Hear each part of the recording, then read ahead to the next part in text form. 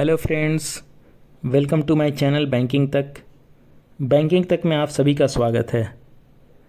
जैसा कि आप सब जानते हैं, इस चैनल के माध्यम से हमारी कोशिश है कि बैंकिंग एंड फाइनेंस से रिलेटेड जानकारी आप सभी तक पहुंचाई जाए। और आज हम इसी कड़ी में बात करेंगे आईसीसी बैंक में सेविंग अकाउंट ओपनिंग की और उसके चार्जेज की, कि सेविंग बैंक अकाउंट में आईसीसी बैंक में एवरेज जो बैलेंस मेंटेन करना होता है वो कितना है, हम उसके रिगार्डिंग बात करेंगे। फ्रेंड्स, जैसा कि आप सभी को पता होगा, पिछले दिनों देश के जो दो सबसे बड़े प्राइवेट सेक्टर बैंक हैं, एचडीएफसी बैंक और आईसीसी बैंक, इन्होंने अपना नॉर्मल जो सेविंग अकाउंट है उसमें मंथली एवरेज बैलेंस जो मेंटेन करना होता है उसको बढ़ा दिया है। तो पहले जो उसमें बैलेंस मेंटेन करना था वो 10,000 था, अब उसको बढ़ा करके आईसीसी बैंक ने 15,000 कर दिया है। तो ये जो बढ़ोतरी हुई है वो 1 अगस्त से लागू हुआ है। इससे पहले 31 जुलाई तक जितने अकाउंट ओपन हुए हैं तो वो पहले के जो रिक्वायरमेंट होते थे 10,000, वो उनको उतना ही मेंटेन करना होगा। 1 अगस्त से जो अकाउंट ओपन हुए हैं उसमें मिनिमम जो बैलेंस मेंटेन करना होगा 15,000। ये मेट्रो लोकेशन की बात है। वहीं अगर सेमी अर्बन की बात करें तो वहाँ पे 7,500 अकाउंट में बैलेंस मेंटेन करना होगा और रूरल में 2,500।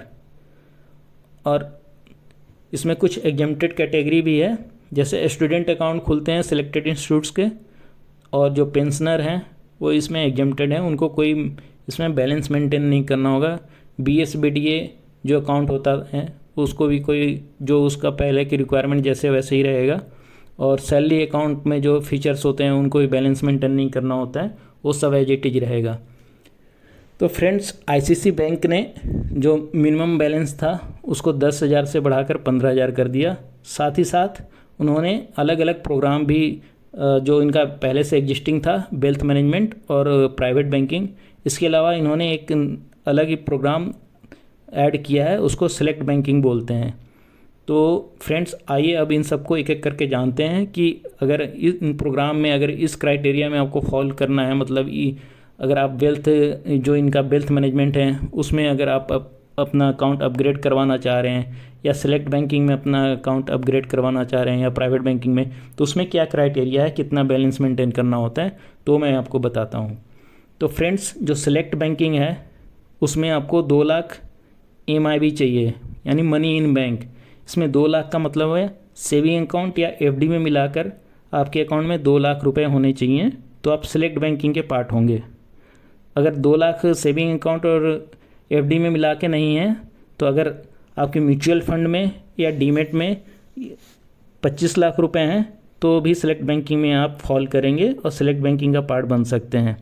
इसी तरह से वेल्थ मैनेजमेंट में अगर आपके अकाउंट में सेविंग अकाउंट में प्लस एफडी में 10 लाख रुपए हैं तो आप वेल्थ मैनेजमेंट की कैटेगरी में आते हैं। और वहीं अगर अकाउंट में 10 लाख नहीं है, म्यूचुअल फंड और डीमेट में प्लस MIB जो आपका अकाउंट में बैलेंस है, तीनों मिलाकर अगर 50 लाख है तो भी आप वेल्थ में आएंगे। कहने का मतलब है या तो अकाउंट और एफडी मिला के 10 लाख हो, या अकाउंट, एफडी और म्यूचुअल फंड और डीमेट की होल्डिंग सब मिला के 50 लाख हो, तो आप वेल्थ मैनेजमेंट में आएंगे। वहीं अगर हम प्राइवेट बैंकिंग की बात करें तो इसमें जो आपका सेविंग अकाउंट और एफडी का जो बैलेंस होना चाहिए 50 लाख का होना चाहिए। अगर वो दूसरा क्राइटेरिया ये है, जो सेविंग अकाउंट का बैलेंस, एफडी का बैलेंस प्लस म्यूचुअल फंड और डीमेट, इन सब की होल्डिंग मिला के अगर 5 करोड़ है तो भी आप प्राइवेट बैंकिंग में फॉल करेंगे। वहीं करंट अकाउंट की क्राइटेरिया ये है, जो बिजनेसमैन है जो करंट अकाउंट ओपन करवाते हैं उनके लिए एक 2 टाइप से है। एक तो टर्नओवर के बेसिस पे इन कैटेगरी में आ सकते हैं, और दूसरा मंथली ट्रेड थ्रूपुट के उस पे होते हैं, जैसे जो ट्रेड ट्रांजैक्शन करते हैं जिसका एक्सपोर्ट इंपोर्ट का काम होता है, उसके बेसिस पे भी इन प्रोग्राम में आ सकते हैं। तो करंट अकाउंट के लिए सेलेक्ट बैंकिंग में आने के लिए जो टर्नओवर चाहिए 10 से 25 करोड़ का चाहिए। वेल्थ मैनेजमेंट में आने के लिए 25 से 100 करोड़ रुपए तक का चाहिए टर्नओवर। वहीं प्राइवेट बैंकिंग में आने के लिए 100 करोड़ से ऊपर का टर्नओवर होगा करंट अकाउंट में, तो प्राइवेट बैंकिंग में आ सकते हैं। वहीं मंथली ट्रेड वॉल्यूम की अगर हम बात करें तो $25,000 से $75,000 तक का अगर आपका कोई ट्रांजैक्शन है, आउटवर्ड हो या इनवर्ड रेमिटेंस हो, तो आप वेल्थ मैनेजमेंट की कैटेगरी में फॉल करेंगे। और वहीं $75,000 से ऊपर का अगर ट्रेड ट्रांजैक्शन है तो आप प्राइवेट बैंक में वहाँ आ सकते हैं।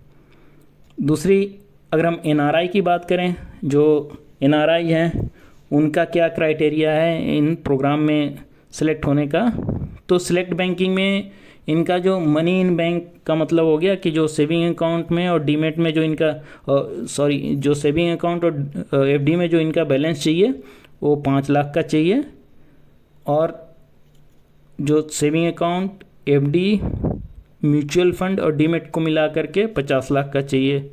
या तो सेविंग अकाउंट और एफडी में 5 लाख हो सेलेक्ट बैंकिंग में आने के लिए, अगर उतना नहीं है तो सेविंग अकाउंट प्लस में डीमेट और म्यूचुअल फंड मिला के 50 लाख हो तो सेलेक्ट बैंकिंग में आ सकते हैं आईसीसी के।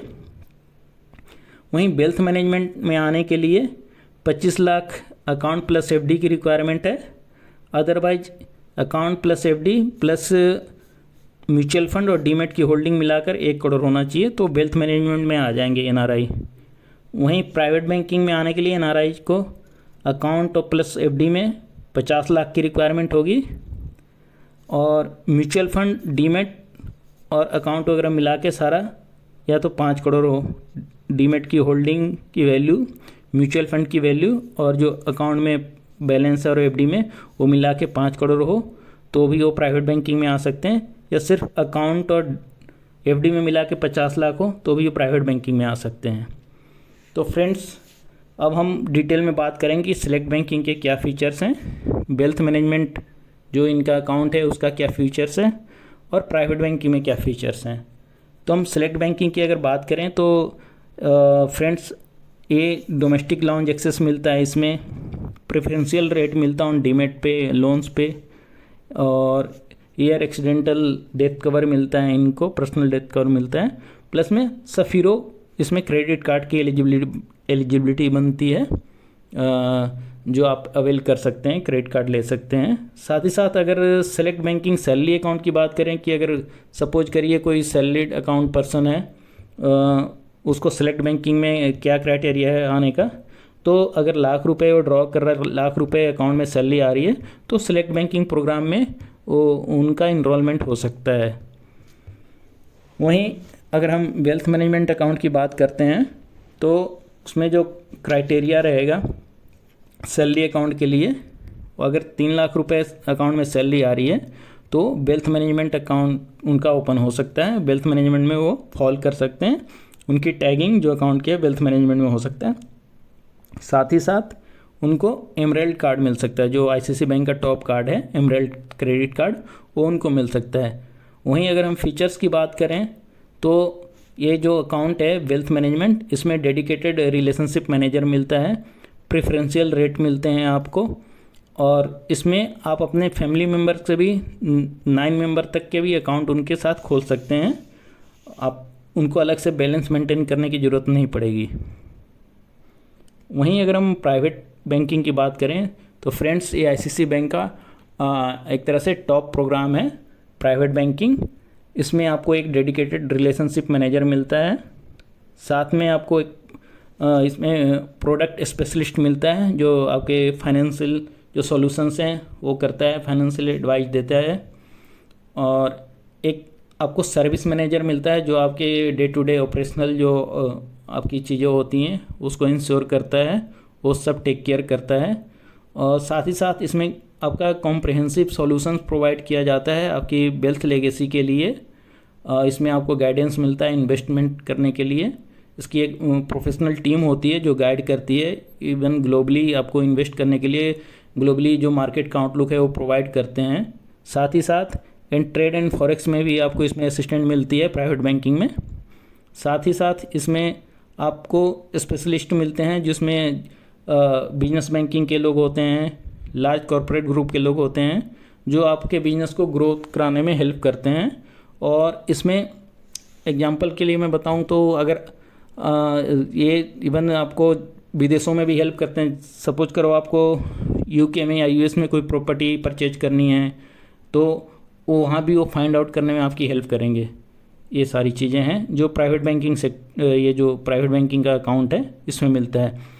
दूसरी तरफ अगर सैलरी अकाउंट की बात करें कि प्राइवेट बैंकिंग जो इनका अकाउंट है उसमें सैलरी पर्सन का जो क्राइटेरिया है वो 8 लाख रुपए का है। अगर 8 लाख रुपए महीने की सैलरी आ रही है बंदे की तो इस प्राइवेट बैंकिंग में टैग हो सकता है उसका।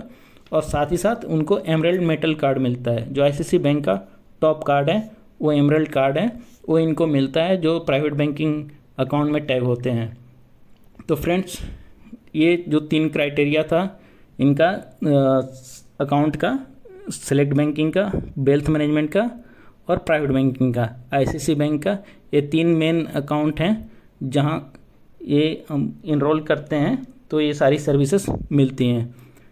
फ्रेंड्स, आई होप ये वीडियो आपके लिए काफ़ी इन्फॉर्मेटिव एंड हेल्पफुल रहा होगा, स्पेशली जिनका आईसीआईसीआई बैंक में अकाउंट है या अकाउंट ओपनिंग की सोच रहे हैं। आप सबसे रिक्वेस्ट है कि इस न्यूली चैनल को ज़्यादा से ज़्यादा सब्सक्राइब करें और वीडियो को अपने फ्रेंड्स एंड रिलेटिव्स में शेयर करें, सो डैट कि उनको भी इन्फॉर्मेशन मिलती रहे और हमें भी मोटिवेशन मिलता रहे। Thank you.